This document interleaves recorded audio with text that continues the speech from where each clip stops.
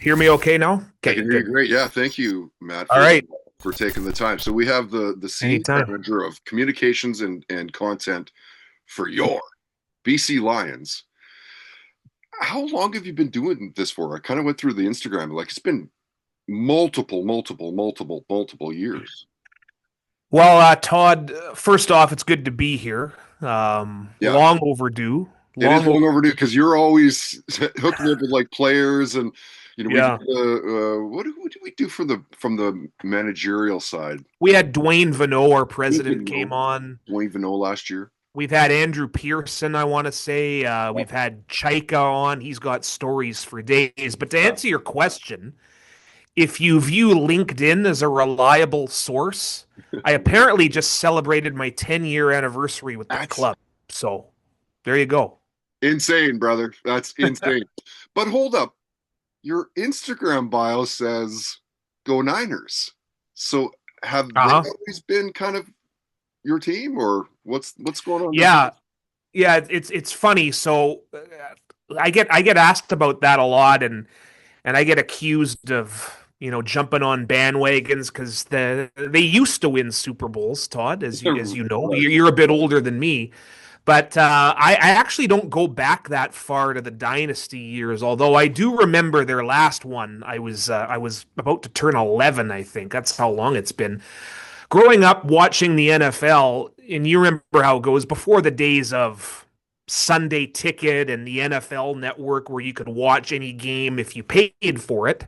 You weren't dependent on what game was being shown in your market. So we got all the Seahawks games, of course, because we're considered the Seattle NFL market, Sure. and they weren't too good back in those days. We're talking early to mid '90s, and so typically the games on Fox would feature either the Cowboys or the 49ers. And I had got a couple of cousins and an uncle who were big Cowboys fans. I'm thinking, well, I'm not just going to join that train. So I decided to take a liking to the 49ers because I could see a lot of their games on television and just kind of stuck. So yeah, it's been about 30 years of diehard fandom. So I there you love go. it. So what were you like then in high school? And the reason I ask is how do you get a job Mm. like you have? Like what's the path to get like you're there 10 years now. Yeah, so not What's the story? yeah, sorry to jump in there. I not too different than yourself. I as for as long as I could remember, I wanted to go into broadcasting. So I went to BCIT and was lucky to do some networking and get a couple in. Hey, there you go. You're repping. I got to get myself one of those. I'm You rocking put the up. hoodie today. Yeah. You make a call for me, Todd. I got to I represent. could probably work something out for you. I want to be as loyal to the school as I can because, like as you know, it opens a lot of doors. It's Yeah. very hands-on, and started getting some part-time shifts at what was then Team 1040. Pretty much out of school, and I was applying everywhere. As you know, the instructors there they ingrain it into your skull. You got to go to a small town and get some on-air experience, and I was very Uh, much set to do that. some of the instructors, okay, Yeah. I don't necessarily say that. I say you need to network. Yeah. People need to know who you are to have a vested interest in your how you succeed and your career path. It's not necessarily that you need Yeah. to go to like Enderby. You know what I mean? Right. People just need to know who you are. Yeah, exactly. And You get to Team 1040, of course, that's the dream gig for a kid that's just graduated from a broadcast, center. And then mhm. so what happens at Team 1040 and moving on? Yeah, so started at the bottom, so to speak. Started out helping producing one of the talk shows at the time, BMAC and Rintoul in the morning. You Oh, probably you remember did that that? I show didn't quite know well. that. Oh, Yeah, so interesting. and then slowly but surely, whatever sort of opportunities, wherever they needed someone to come out of the bullpen, if you will, to use an analogy. So started covering Lions practices and gained some experience interviewing Lions players. And before long, there was some opportunities to help out on the Canuck broadcasts, and then I eventually became a full-time producer of my own, producing an evening show hosted by Blake Price and Dave Tomlinson. So, Yeah. kind of the meat and potatoes of it was being a full-time talk show producer, but filled in on the sports update desk. And then there was a time where, stop me if you heard this before, they cut back, and all of a sudden it's okay, can you also do the updates in addition to producing the live shows? And yeah, absolutely. And hosted my own late night recap show for a couple of years. So was a variety of roles there in the 7, 8 years, I guess it was. And like a lot of people, got restructured was the politically correct term they used. Not a firing, right? Not a layoff, Careful. restructuring. Yes. And get back to the networking side of it. I'd gotten to know some people here at the Lions. So a few months after my restructure, so to speak, I kind of stumbled upon an opening here on the social media side. So social media content. At that time, it was just kind of a new thing where teams had their own content people. That was a new thing back then. This is only, again, March of 2016.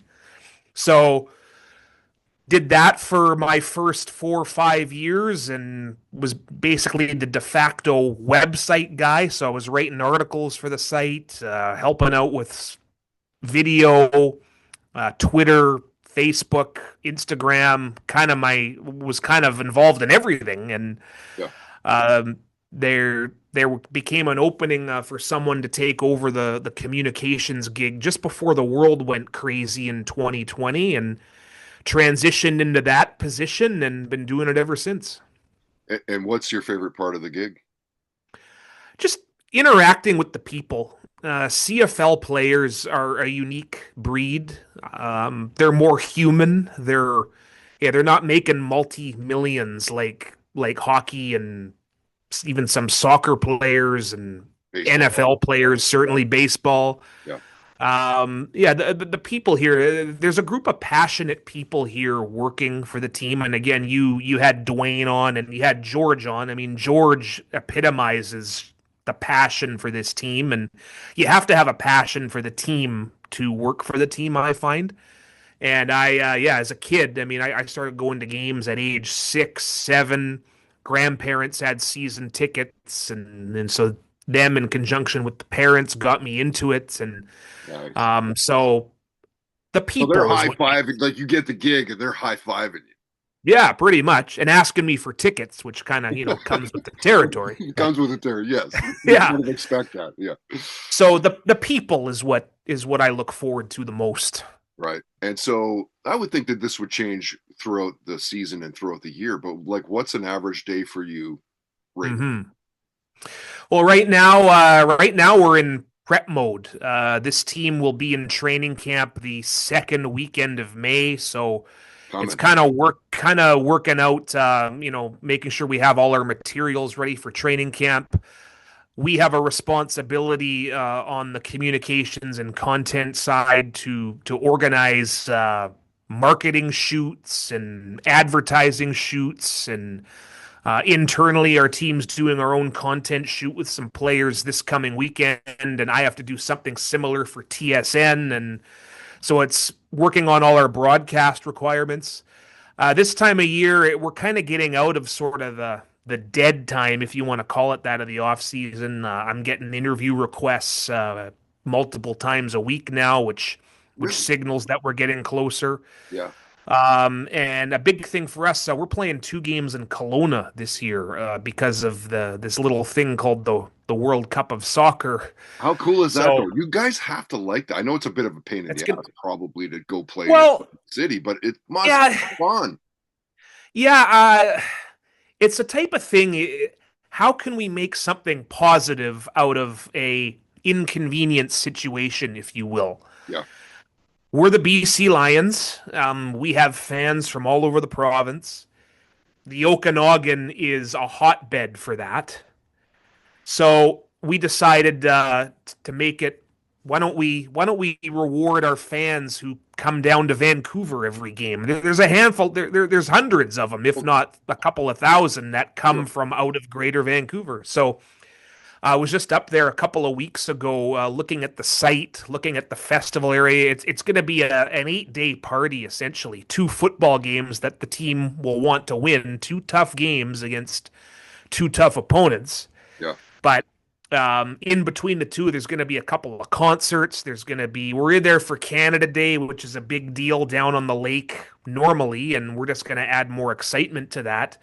So, yeah, initially you hear, okay, the World Cup's coming. Yeah, it's going to be a pain, but now that we're seeing what we're capable of pulling off, I think it's going to go down as being pretty memorable. So, and It's the gonna be weather should be good too. it should be all right. Yeah, the Okanagan should be okay. Yeah. Yeah. What is the coolest thing that's kind of happened, with the Lions and just under your watch? What, like, you've got been, like we said, it's 10 years now. What is it in your Mhm. mind? Because there's been tons of stuff. Snoop Dogg was amazing, Yeah. clearly above and beyond expectations. What do Yeah, you think is the those coolest thing? yeah, that part of it, it's a tribute to our owner, Mr. Amar Doman, who has a vision for how he wants this franchise to operate. And yeah, Snoop Dogg, 50 Cent, we had LL Cool J, One Republic the first year we did the concert kickoff. Yeah, those are nights you look around as it's happening and you say to yourself, you know what? Working around the clock, doing everything we can to promote this and sell tickets, seeing it unfold before your eyes, the final result, if you will, that's what makes it all worth it, Todd, if you catch what I'm saying. But Sure. so there's that part of it. Seeing the evolution of Nathan Rourke, most outstanding player in the CFL, just seeing him attack the club's record books. He has, to put this in perspective as to how great he's been, Todd, he only has 2 seasons worth of starts. He started 36 games, even though he's been here since 2021. Technically 2020, he was drafted, but there was no season that year. If he has 2 more years of, say, 5,000 passing yards, he's going to be in the top three of all time for the Lions, behind only Damon Allen and Roy Dewalt. Again, knock on wood, have to produce, have to Yeah. stay healthy. Yeah. So seeing that story, seeing this club discover a franchise quarterback who's a Canadian just adds to his story. That's a big part of it. I've enjoyed being along every step of that ride. No doubt.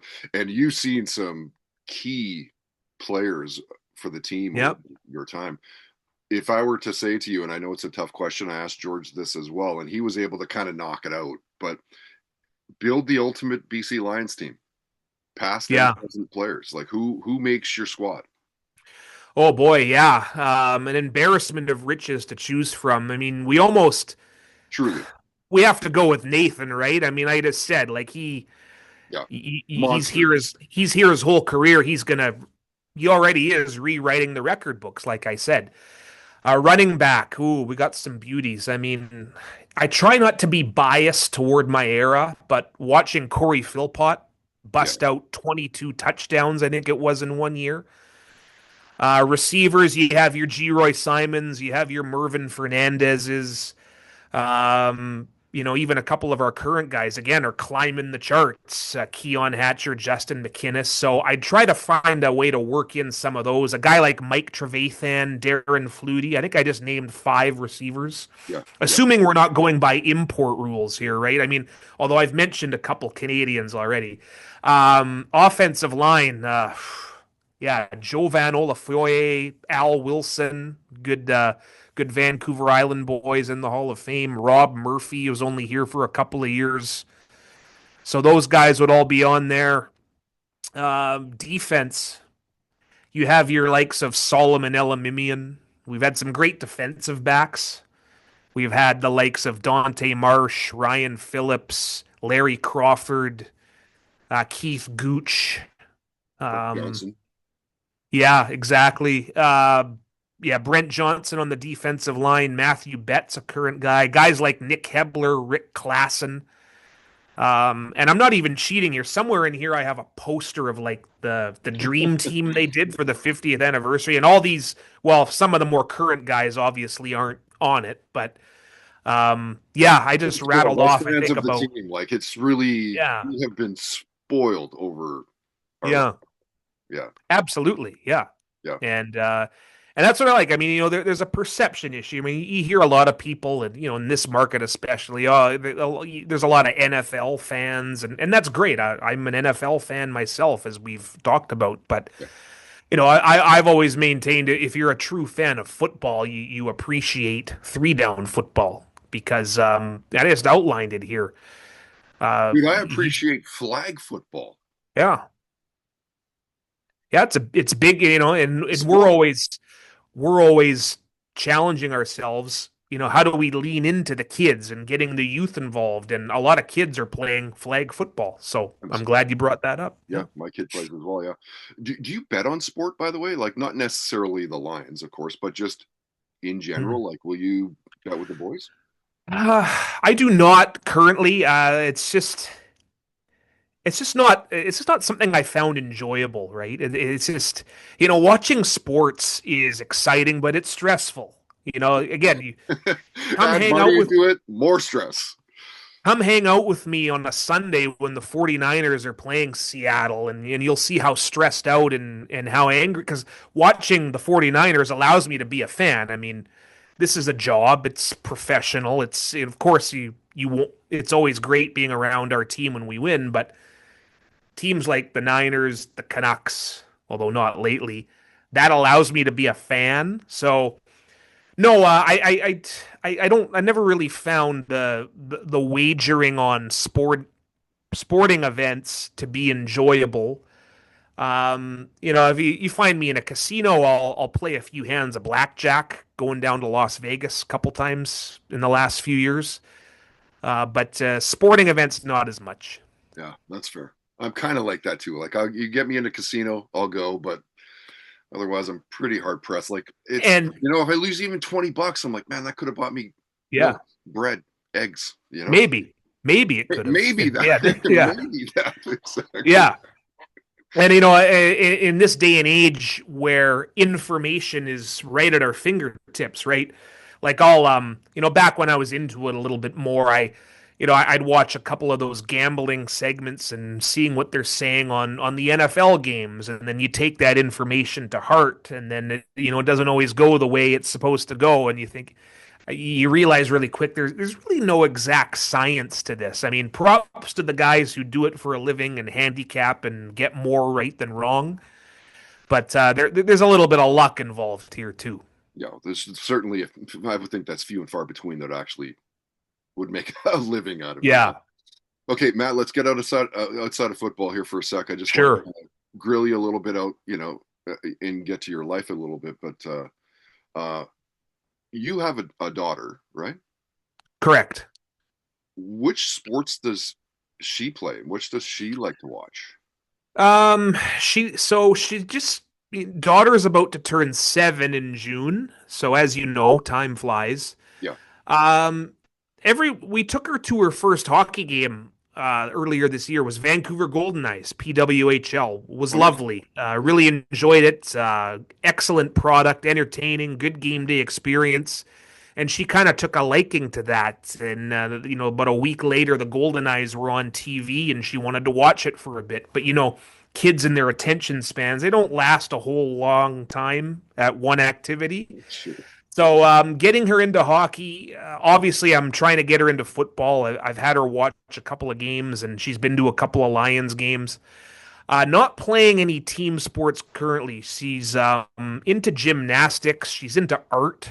She's going to be more of an artsy kid, I think, which I'm totally good with as well. Yeah, of course. And then she's really liking the biking, the cycling, the pedal heads. So team sports, nothing really at the moment, but we're kind of at a stage here where we're trying out a lot of activities. Very swimming. She's gotten very good at swimming. She's passed her levels last couple times. Oh, nice.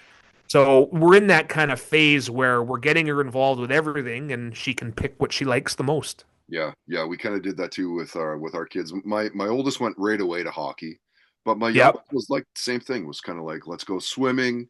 Got him into like mixed martial arts stuff, like FKP, MMA, which is like pancration, Mm, wrestling, jujitsu, all that kind of mashed into one.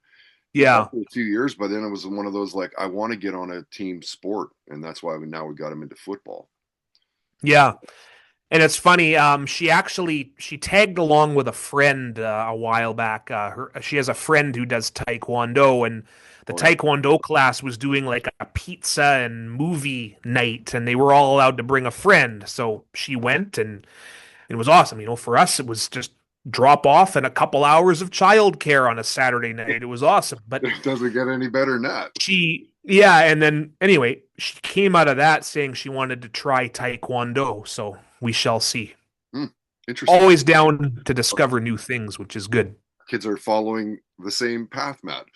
Hopefully. What are you guys binge watching? I know that it's probably a little bit crazy with a Hmm. 7-year-old, but like, what are you binge watching with her, and then what do you binge watch with your wife?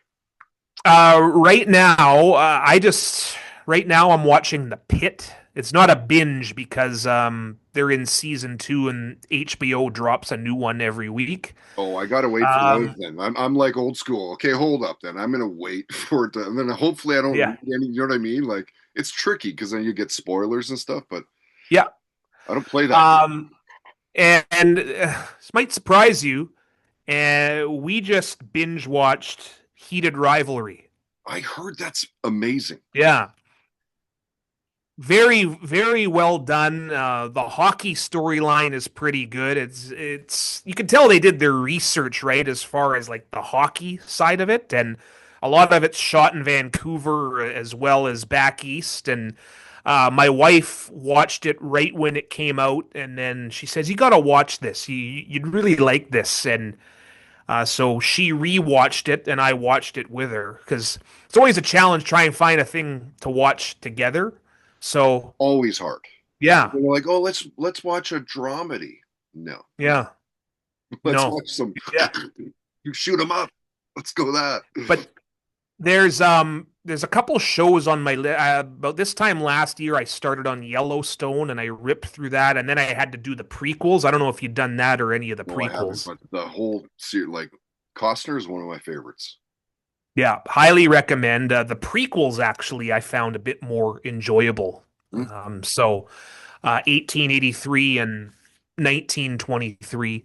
And I'm always interested to see, there's always rumors of new shows in that universe happening. In fact, well, there is one now with one of the Costner kids. I haven't gotten into that one yet because I've heard kind of some mixed reviews on it, but been meaning to. I never watched Peaky Blinders. I was talking to my dad the other day. He says he still never watched Peaky Blinders. I'm like, it's been on the list forever, but Do it. again, the It's wife says let's so watch good. Heated Rivalry instead, and so you get puts on the back burner. So Yeah, yeah, that's yeah, good. And what's the music in your house as a kid in the Baker house? What are your parents playing? I would have been listening to Todd on CFOX probably Mm. more often, and I'm not just saying that because I'm in your presence and you've been grateful enough to have me on your podcast. I listened to Yes, a lot of Fox as a kid. was just was just actually reminiscing about my first concert, Smashing Pumpkins in '97. That was what was then known as GM Place, and that was when they were touring with Melancholy and the Infinite Sadness. So that was when they were right at their peak, and it Huge. was awesome. Yeah. Smashing Pumpkins, yeah, Metallica, AC/DC, more of a hard rock guy. Mm. But your parents Um, were playing that stuff? Like what were your oh, parents? I no no. I was playing that stuff, and my dad was yelling at me from his home office to turn the music down. Um, Right. dad's my dad's he'd be if I was in the car with dad, he'd have the Led Zeppelin or the Eagles. He'd Yeah. have all the cassettes, all the greatest hits. Tom Petty. Dad still is a big classic rock guy, and if we're at my parents for dinner and he's operating the music playlist, he's got us all on his Spotify now. So classic rock with dad and mom. That's And me impressive my that your dad knows how to use Spotify. I don't think my yeah. mom even knows what Spotify is. It took some lessons, I think, but It was. he's pretty. You know what? He's pretty resourceful. I have to give both my parents credit for adapting to technology, right? Yeah. Yeah. One So, of them but yeah, played. no, I was definitely more of a hard rock guy, Yep. and actually saw Metallica in 2017 Oh, at BC Place, and that was on the bucket list, and I'm glad I got to see them. And AC/DC's touring again, but we're going to be out of town with the Lions in Calgary, I think it is, and I've seen them a couple of times. great band. Every time they come to town, you think it's their last time, right? But I think it turns out they're back here on the same tour they were just here for. So, Oh, that's insane, um, right? Because they've got to be mid 70s. easily, yeah, Have to. yeah, And they crush live. yeah, they do. Yeah. The first time I saw them, I was just in awe, you know, Yeah. just in awe. AC/DC. And they're killing. But definitely a hard rock guy. In fact, you know, if you want to bring it full circle back to football, Mm. the best Grey Cup halftime show I enjoyed live was Green Day in 2023. I mean, Grey Cup set, they played five songs, and of course, one of them has to be a new single, but seeing that live was pretty cool. Definitely Yeah. took me back to my youth because that was another band growing up that I really loved listening to. Yeah. Yeah. And what do you specifically remember about the Pumpkins and your first show? Just got just taking it all in and you know first concert, right? I mean, I think I was in grade 7, and you know seeing older people and enjoy themselves, and you know probably inhaling some secondhand smoke Mhm. and kind of being around that environment, just was just in awe, right? Because it Yeah. was my first concert, and it was at the time my favorite band. And I think you know who opened for them was Fountains of Wayne, Oh, I remember those guys. like before Stacy's Mom, right? Right. Like Stacy's Mom is probably their big hit, Well, and definitely. this Yeah. and this was like 5 years before that song came out, I think. So yeah, just taking it all in and being in the environment, I was just in awe. That's Yeah. really all I can describe. That's awesome. Hey, have you Yeah. taken your daughter to a show yet? Not yet. Wife and I actually just saw the Goo Goo Dolls in Abbotsford a few weeks ago. It Oh, was you our went to that. third Yeah. time seeing them, and again, just getting her into things. She even said recently, "Oh, maybe when I'm 12 or 13 and the Goo Goo Dolls come, I can come." And yeah, absolutely. But a little too young for the concert right Yeah. now, we feel. But Yeah. one day, you hope to share in that moment. And but if we're while we're still on this, the Tragically Hip's final show in Vancouver, I was lucky enough to be there, and Mm. if if the 2011 Stanley Cup final or the Sedin's last home game, which I was lucky to be there for, those are like, you think, oh, what was the loudest you've ever been in that arena? The Tragically Hip show was right there. It was real. It was awesome stuff, emotional stuff. Yeah. I was at that it's about 2004, 5, 6, somewhere around there. And they played Hmm. Richards on Richards. It was insane. Wow. It was so good. The small venues really pop, right? Like, Yeah, like that's the place to see. It's something about being able to literally lock eyes or skirmy to the front or yeah. go to the back and still have a great vantage point. It's something about Hmm. that. Nothing Yeah, at all. Obviously, you will see him at BC Place or see him wherever, and it's going to be a great right. deal. But tell me, seeing AC/DC at the Commodore wouldn't be better than at BC Place. Yeah, I Why? saw it. The closest example I can think of was I saw well, 5440 played the Grey Cup Gala dinner in Vancouver. It was basically in a ballroom at the convention center. So that was similar. But Yeah. the second concert I ever attended was the Foo Fighters, and they were at UBC Student Rec Hall. Oh, Again, I was there. It was an you all ages saw show. that show? What? Yeah, it was an all ages show, obviously, because I was able to go, and and they were pretty big at that time. I mean, I remember thinking, okay, this is the venue they're playing, but Wow. I've seen them. I've seen them four times total, I think now. All three other times are at Rogers, but yeah, so similar to your tragically hip story. Yeah, yeah. What's the plan for you for summer? Like, what is? Are you able? Is it football all the time? Are you able to Yeah, actually plan things, or is it a vacation with the family? Maybe it's a couple days away. Like, what's your summer like in that regard? summer's the busy stretch, so as long as the team's playing and practicing, I'm working. Occasionally, the team will get a week off in the summer, and that's typically when I'll take off. Yeah, So yeah, that's where the job maybe differs from a lot of people is where summertime I don't really have the luxury of taking off for 3 weeks and going to Europe. It's just not in the cards, right? That's not a complaint. It's just it's a trade-off, right? You know, winter time can go somewhere nice and warm if you yeah, take the kid out of school, whatever. So, but yeah, summer's definitely day to day. You're with the team, home and away. A typical week is 3 or 4 practices out here at the facility and then a game, whether that's at BC Place or on the road. But it's a fun environment. It keeps you yeah. busy in the summer too, which is good. It's a I like it. pretty I like the crazy job, balance. bro. You've got a pretty amazing gig. I think we can all Yeah, attest to that. Yeah. definitely. Let Yeah, me let me hit you with a tricky one. This will be the last one I'll ask, and I'll wrap it up. Respect your time here. Um, sure. career highlight one.